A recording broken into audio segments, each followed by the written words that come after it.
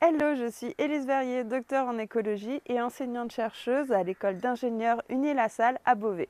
Aujourd'hui, pour la chaîne du 9 Docteur, je vais vous raconter comment j'ai quitté le lycée en voulant devenir vétérinaire pour finir un petit peu plus de 10 ans plus tard en tant qu'enseignante-chercheuse en agronomie à Uni-la-Salle à Beauvais. À la suite de mon bac S en 2011, je suis partie en prépa BCPST. Cette prépa prépare au concours d'entrée aux écoles vétérinaires, mais aussi aux écoles d'ingénieurs en agronomie et en géologie. Après les 2 ans, j'ai passé les concours et je n'ai rien eu. Je n'avais pas eu assez de points à l'écrit pour pouvoir aller à l'oral. Du coup, j'ai redoublé et à la fin de cette nouvelle année, rebelote, je n'ai encore pas eu assez de points à l'écrit, donc je n'ai pas pu aller à l'oral et donc pas d'école, ni veto, ni agro. L'année suivante, grâce aux équivalents, je suis rentrée en 3e année de licence Sciences de la vie et de la terre à l'université Picardie-Jules Verne à Amiens, un peu à reculons, je l'avoue, suite à ce double échec. J'ai choisi le parcours écologie car c'était le parcours qui me semblait être celui qui était le plus original par rapport à ce que j'avais déjà étudié en prépa. Et là, je suis tombée sous le charme de cette science qui s'intéresse au fonctionnement des écosystèmes. Alors que j'ai dû faire une croix sur mon envie de devenir vétérinaire, je me suis découverte une nouvelle passion, l'écologie comportementale. C'est une branche de l'écologie qui s'intéresse au comportement des individus dans leur environnement naturel. On va s'intéresser par exemple aux parades nuptiales, aux soins prodigués aux petits ou encore aux stratégies pour optimiser la recherche de ressources. Pendant cette année, j'ai réalisé un stage au laboratoire Edizan sur le comportement reproducteur d'une guêpe parasitoïde qui pond ses œufs dans des pucerons. À la suite de cette licence, je suis partie en master écologie fonctionnelle comportementale et évolutive à l'université de Rennes. J'ai pu approfondir mes compétences en écologie, mais j'ai aussi découvert la modélisation appliquée à l'écologie.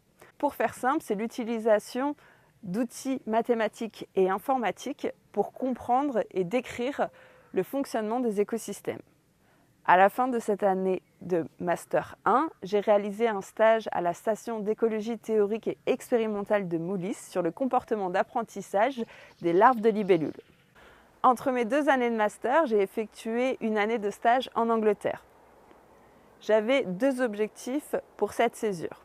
Le premier était de me confirmer que la passion que j'avais eue lors de mes stages courts en recherche en écologie persistait pour des stages plus longs. Le second objectif était de m'améliorer en anglais. En effet, si j'avais envie de faire de la recherche mon métier, il allait falloir que je m'attelle à la langue de Shakespeare.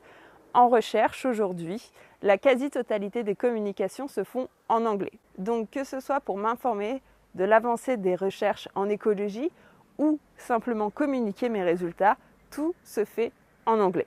Après 6 mois de stage sur le comportement reproducteur des mouches vertes et bleues, puis 6 mois sur le partage de la reproduction dans les groupes hiérarchisés, j'étais sûre de moi. Je voulais continuer la recherche en écologie et j'avais amélioré mon niveau d'anglais.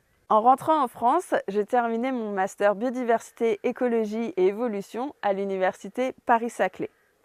J'ai clôturé avec un stage de fin d'études en écologie théorique au laboratoire IEES de Paris qui s'intéressait à la relation d'élevage des fourmis qui élèvent des pucerons. Mon master en poche, j'ai obtenu une bourse de thèse pour développer un modèle théorique sur l'utilisation d'informations par les pollinisateurs lors de leur collecte de pollen et de nectar. Et si j'ai adoré cette thèse et que j'en suis très fière, après 3 ans à travailler sur des modèles théoriques, j'avais envie de revenir à des questions plus appliquées. C'est comme ça que je me suis retrouvée à participer au projet Bee Connected sur la mortalité des abeilles en hiver. Si ce sujet vous intéresse, vous pouvez visionner la dernière vidéo de Du 9 Docteur dans laquelle j'approfondis mes recherches dans ce projet. À la fin de ce projet, je trouvais qu'il manquait une variable dans mon équation de recherche, les méthodes agricoles. Aujourd'hui, on sait que les pollinisateurs sont menacés par les activités humaines, alors que paradoxalement, 35% du volume agricole produit à destination de l'alimentation humaine dépend des pollinisateurs. Alors pour pousser ma recherche encore plus loin, j'ai pris mon courage à 2 mains, pris mon bagage scientifique et je suis allée m'installer en tant qu'enseignante-chercheuse en agronomie à Uni-la-Salle à Beauvais. Un peu plus de 10 ans après avoir quitté le lycée en voulant devenir vétérinaire, je suis fière et heureuse d'être enseignante au sein du collège Agrosciences d'Unies-la-Salle et être chercheuse au sein du laboratoire Interact. Je suis heureuse et épanouie dans mon travail et pour rien au monde, je n'échangerai ma place avec un vétérinaire.